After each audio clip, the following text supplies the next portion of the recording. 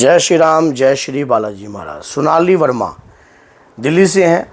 कहती हैं कि गुरुजी, पहले माँ दुर्गा की पूजा करती थी तो बहुत चित्त लगता था, मन करता था कि पूजा करती ही रहूं। अब कुछ समय से ऐसा हो गया मेरे साथ, पता नहीं किसी ने कोई तंत्र तो नहीं कर दिया या किसी भी प्रकार की कोई नकारात्मकता तो मेरे ऊपर नहीं आ गई है या मेरे घर में तो प्रवेश नहीं कर गई है। अब माँ की पूजा करने का मन नहीं कर रहा है, मन उचाट सा हो चुका है।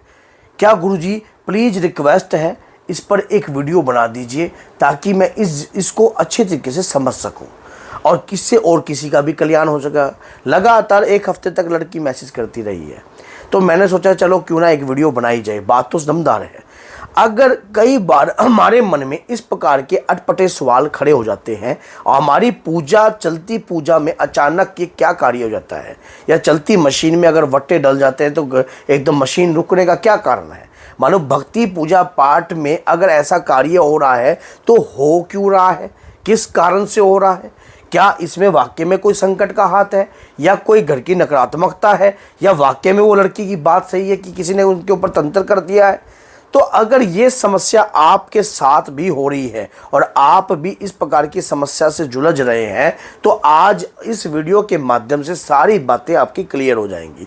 तो अगर वीडियो अच्छी लगे तो लाइक करना, चैनल को सब्सक्राइब करना और बेल आइकन बटन को दबाना बिल्कुल भी मत भूलना, जिससे आने वाली इसी प्रकार की बेहतरीन से बेहतरीन वीडियो की नोटिफिकेशन आप तक पहुँच जाए। हम पूजा पाठ तो करते हैं अपनी आदि शक्ति माँ दुर्गा को मनाने के लिए, उनकी भक्ति को प्राप्त करने के लिए, लेकिन ये भूल जाते हैं कि जब हम रेगुलर अपनी माँ की पूजा कर रहे हैं, रेगुलर, अभी आप देखना, अभी हमने ये प्रक्रिया स्टार्ट करी है। ये पूजा की प्रक्रिया है। पहली बार जब हम पूजा करते हैं तो हमारी प्रक्रिया इस प्रकार से होती है, लेकिन हम जब रेगुलर हम पूजा करने लग जाते हैं, प्रतिदिन जब हम माँ दुर्गा की पूजा करते हैं तो इसकी रफ्तार थोड़ी तेज हो जाती है। और जब इसकी रफ्तार जब थोड़ी और तेज होती है तो धीरे धीरे करके ये वायु हमारे को एक ऊर्जा उत्पन्न होने लग जाती है। उसी ऊर्जा का प्रभाव हमारी बॉडी पर पड़ता है। कब पड़ता है? जब उस ऊर्जा को हम अंतर मन में अपने अंदर स्टोर करना नहीं आता हमें। कैसे? हम भक्ति पूजा पाठ तो कर रहे हैं, उस पूजा से हमें अनुभव भी प्राप्त होते हैं, उस पूजा से हमें बहुत हमारे कार्य भी बनने लग जाते हैं, उस पूजा पाठ से हमें परमात्मा के प्रति लगन भी होती है। हम क्या करते हैं, खुले तौर पर सब कुछ भक्तों को बताते हैं कि मुझे आज ये अनुभव हुआ, मुझे आज ये अनुभव हुआ। फिर धीरे धीरे अनुभव होना बंद हो जाते हैं, अनुभव होना बिल्कुल ही बंद हो जाते हैं। और उसके बाद फिर हम जब पूजा पाठ करते हैं फिर हमारा धीरे धीरे मन लगता नहीं है पूजा पाठ में। पहला कारण तो ये भी हो सकता है। दूसरा कारण ये हो सकता है, अगर हमारे घर में कोई तंत्र है, कोई मंत्र है या कोई ऐसी क्रिया करी हुई है तो क्या होता है कि नेगेटिविटी चाहती नहीं है कि आप भवानी की पूजा अपने घर में करो। अगर जगत जननी माँ प्रसन्न हो गई तो उस नकारात्मकता का क्या होगा? उसे तो घर छोड़कर जाना पड़ेगा, वो तो घर से लाना लगाएगी, उसी समय भागती नजर आएगी। क्योंकि माँ की शक्ति जहाँ माँ के नाम की पूजा हो रही हो तो माँ की योगनियाँ, माँ की यक्षिनियाँ वहाँ पर आएंगी, और जब वो आएंगी तो नेगेटिविटी भागेगी। तो इसीलिए वो भी नहीं चाहती हैं कि आपकी पूजा सफल हो और आप भी पूजा में सफलता प्राप्त हो। अब इसमें हमारा मन जो है वो विचलित हो जाता है। हम उसे तंत्र का उदाहरण भी दे देते हैं, हम उसे ये भी देते हैं कि हमारे ऊपर कोई ओपरी तो नहीं है। तो ये चीज़ें तो हो सकती हैं कि हमारे, या फिर आपकी पूजा बंधन में करी गई हो। अगर आपकी पूजा बंधन में करी गई है या किसी ओझा सियाना तांत्रिक के द्वारा आपकी पूजा को बंधन में डाल दिया गया है, आप पूजा पाठ का पहले मन लगता था आपका, लेकिन बाद में आपके ऊपर किसी ने कुछ प्रक्रिया करी और जिसके कारण आप ही थे जो पूजा पाठ कर रहे थे घर में, अब वो मन में उचाट उत्पन्न हो गया है। अब जो है बंधन लग चुका है एक किस्म का, अब माँ के प्रति रुझान नहीं रहता है। और चौथा तो सबसे बड़ा मेन ये भी हो सकता है, रोज माता जगत जननी का दरवाजा खड़का रहे हो आप डेली कि माँ प्रसन्न हो, 1 घंटा रोज पूजा करती हो ना, रोज हे माँ प्रसन्न हो, हे माँ प्रसन्न हो, और जिस दिन माता रानी ने आपका दरवाजा खड़का दिया उस दिन आप डिस्टर्बेंस में हो गए। यही बात है जब भक्ति पूजा पाठ करते हैं तो देवी देवता हमारी परीक्षा भी लेते हैं। किसी भी कार्य को हम करते हैं तो हमारे वो भी देखते हैं कि मेरे भक्त भी तो वैसा ही होना चाहिए, जो मुझे मना रहा है, जो मुझे ध्या रहा है, जो मुझे प्रसन्न करने का प्रयास कर रहा है, तो मैं भी उसे देखूं कि वो कितना प्रसन्न मुझे कर सकता है। तो इस प्रकार अगर इस सारी बातों को एक जगह हटा दिया जाए तो एक ही बात होती है, क्या? अपने इष्ट पर पूर्ण रूप से समर्पण।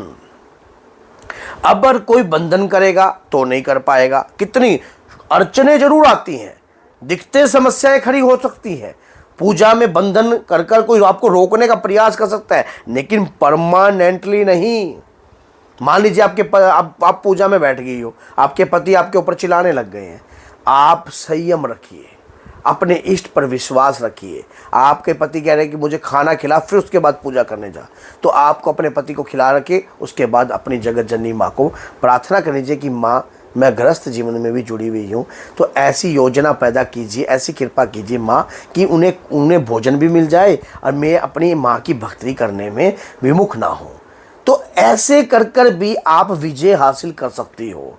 आपको घबराने की आवश्यकता नहीं है। अब बात आती है चित्त ना लगने की, तो चित्त नहीं लगता, ये सबसे बड़ी परीक्षा है। जिस जगत जननी को आपने प्रसन्न करने का प्रयास किया, कलयुग कहते कि कलयुग केवल नाम आधारा, सुमर सुमर नर उतरे पारा। कलयुग में नाम का प्रभाव इतना शक्तिशाली है, अगर आप देवी देवताओं की शक्ति को प्रसन्न करने का या उन्हें जगाने का प्रयास करते भी हो तनिक, तो तुरंत देवी देवता आपकी परीक्षा ले लेते हैं। और जब वो परीक्षा लेते हैं, उस परीक्षा में हम कमज़ोर पड़ जाते हैं, और जब हम कमज़ोर पड़ जाते हैं तो हमें हारना पड़ता है। तो ऐसी अवस्था में अगर आप हारो ना, तो अपने इष्ट पर पूर्ण रूप से समर्पण। आपको अगर कोई दिक्कत भी होती है तब भी आप ये कहो कि मेरी माता रानी की कृपा से ये भी टल जाएगी। अगर कोई समस्या भी उत्पन्न होती है तब भी आप यही कहो कि मेरी माँ दुर्गा की कृपा से ये भी टल जाएगी। अगर आपको कोई खुशी भी मिल रही है, ये भी मेरी माँ ने दी है। जब सारी बातों को माँ से जोड़ दिया जाएगा, आपके घर के कलेश को भी माँ से ही जोड़ दिया जाएगा कि माता रानी ने ये चाहा होगा, तो माँ आपकी कितनी परीक्षा लेंगी, आप एक दिन जरूर सफल हो जाओगे। जिस प्रकार आपने देखा होगा, माँ भगवान श्री राम ने रावण को मारने के लिए, माँ को प्रसन्न करने के लिए नवरात्रि रखी थी, अश्विनी माँ की। तो माँ ने स्वयं परीक्षा लेने के लिए राम जी की वहाँ पर अवतरित हुए थे, और एक कमल का पुष्प जो था, जो हनुमान जी लाए थे, वो गायब कर दिया था। तब भगवान श्री राम अपना नैन नेत्र, नील कमल नेत्र जो है रखकर माँ को अर्पण करने में आतुर हो गए थे। क्यों? उनका विश्वास माँ जगत जननी पे पूर्ण रूप से था। तो इसी प्रकार से माँ ने प्रसन्न होकर उन्हें विजयी भव का आशीर्वाद प्रदान किया। जब हमारे साथ भी ऐसा कार्य होता है तो हमारे इष्ट के प्रति पूर्ण रूप से समर्पण ही हमें विजय दिलाता है। जब कभी भी आपके पास ऐसा कार्य हो रहा हो, आपका भक्ति में मन ना लग रहा हो, या मन में स्थिरता ना हो, या घबराहट उत्पन्न हो रही हो, या डमाडोल उत्पन्न हो रहा हो, या विश्वास ना हो देवता के प्रति, तो आपको घबराना नहीं चाहिए। ऐसी अवस्था में अपने इष्ट पर पूर्ण विश्वास रखकर कार्य करना चाहिए। आज नहीं तो कल आप जीतोगे जरूर, और मेरी इस बात को जरूर दोहराओगे। तो अगर वीडियो अच्छी लगे तो लाइक करना, चैनल को सब्सक्राइब करना, और बेल आइकन बटन को दबाना ना भूलना, जिससे आने वाली हर वीडियो की नोटिफिकेशन सरलता से आपको प्राप्त होए। तो बोलिए जय सीताराम, जय माता दी।